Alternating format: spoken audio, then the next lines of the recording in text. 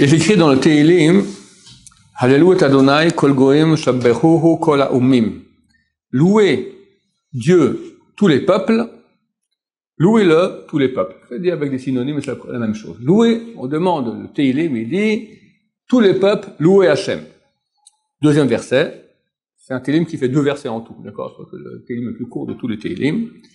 Ki gavar alenu chasdo, car c'est renforcé à notre égard sa bienfaisance.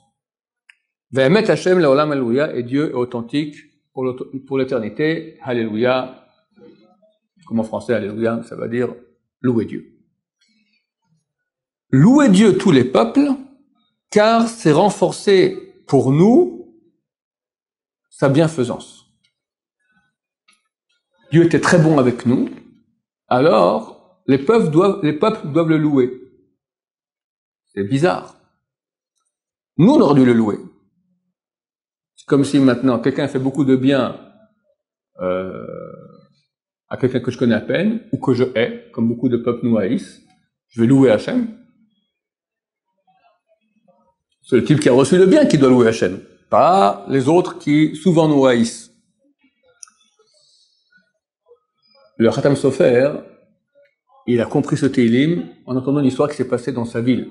Il y a 250 ans environ, c'est le rabbin de Pressburg, 200 ans environ. Pressburg, en Hongrie.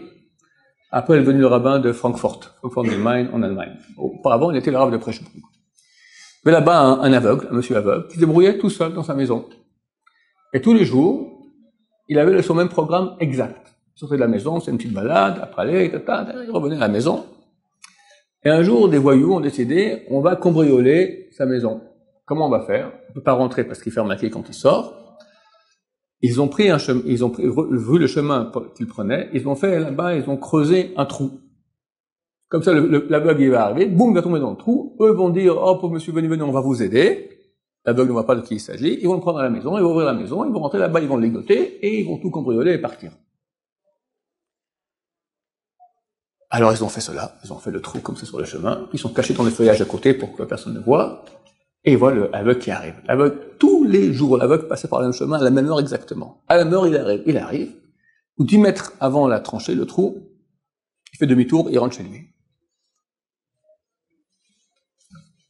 Qu'est-ce qui s'est passé? Un peu fatigué, besoin d'aller aux toilettes, on ne sait pas. Rien de magique, rien d'autre. Pour finir, le plan démoniaque de ces voyous s'est fait connaître, les gens ont vu ce trou-là, ils ont vu les gens, ils ont compris qu'est-ce qu'ils voulaient faire. Et ça arrivait même aux oreilles de Khatam Sofer qui a dit, maintenant je comprends ce verset. Quand très bientôt viendra Mashiach. Alors, tous les peuples vont commencer à louer Hachem. Et les peuples savent beaucoup mieux que nous toutes les menaces, toutes les machinations, les manigances qu'ils ont fait contre nous, tous les plans qu'ils ont fait pour nous anéantir, et ça a échoué pour finir. Nous, on n'est pas au courant. Nous, on est au courant de rien. Très peu. On va dire 1/100. Le Mossad, qui connaissent les plans secrets de nos ennemis, très souvent, eux déjouent ces plans-là, mais 90%, ils sont même pas au courant. Et c'est Hachem qui fait que, un tout à coup, tac, il crève, l'autre tout à coup, il a changé d'avis, tac. Hachem fait tellement de miracles pour sauver Am Israël. Preuve en est. Que comment on peut résister un petit mouton parmi 70 loups?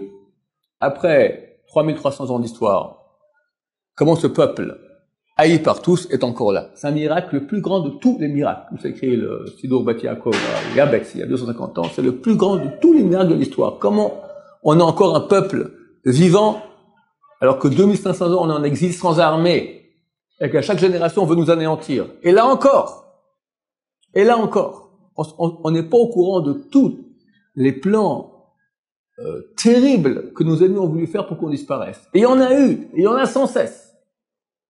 Hachem les déjoue ses plans, mais quand on saura, quand à la fin des temps les peuples viendront et diront, ouais, ben nous on voulait faire comme ci, on voulait faire comme ça, on voulait faire comme ça, on voulait faire comme ça, alors eux devront louer Hachem. Baruch Hachem, ils n'ont pas réussi à mettre leur plan, à réaliser leur plan. Et nous aussi, pas seulement le peuple d'Israël, mais chacun de nous dans sa vie, combien de fois il y a des choses qui auraient pu nous arriver, et par miracle, Dieu nous a sortis. On ne se rend même pas compte. Mais Baruch Hashem, tu te lèves tous les matins, tu vois avec tes deux yeux, tu respires avec tes deux narines, tu parles, tu vas aux toilettes normalement, tu marches. C'est des miracles quotidiens. Combien de gens n'ont pas cette chance-là? Alors tu me dis, oui, non, mais c'est normal. Rien n'est normal. Rien n'est normal. On doit louer Hachem pour chaque kol neshamat el eliyah, chaque respiration, on doit louer Hachem. Combien? C'est terrible.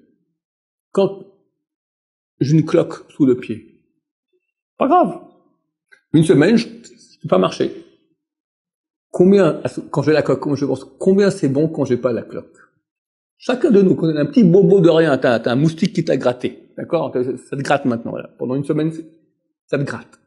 Combien c'est bon quand ça gratte pas? Quand ça va pas, on se rend compte combien c'est bon quand ça allait. Et quand tout va bien, quelqu'un pense, jamais de la vie. Alors comment louer Hachem? Imagine maintenant, va faire un tour à l'hôpital, tu loues Hachem, Baruch Hachem. Va sur Internet, les maladies, tous les trucs, mais c'est terrible, le nombre de milliers de maladies terribles qui touchent des gens. Et Baruch Hachem sont en bonne santé. C'est un vrai miracle. Il faut louer Hachem sans cesse pour cela. Qui se rend compte de cela, hein, alors il est heureux toute sa vie. On est malheureux parce que on s'habitue. Le Chazon Ish dit, il y a rien de pire que la grisaille, l'habitude. Tu t'habitues à tout. Tu t'habitues à tout, tout est normal, voilà. Et donc ça va pas dire, mais pourquoi? Genre, on te doit quelque chose, on ne doit rien. T'as tout reçu en cadeau, dis merci. Pour dire merci, pas un merci, parce que il faut vraiment se rendre compte du bien qu'Hachem nous fait.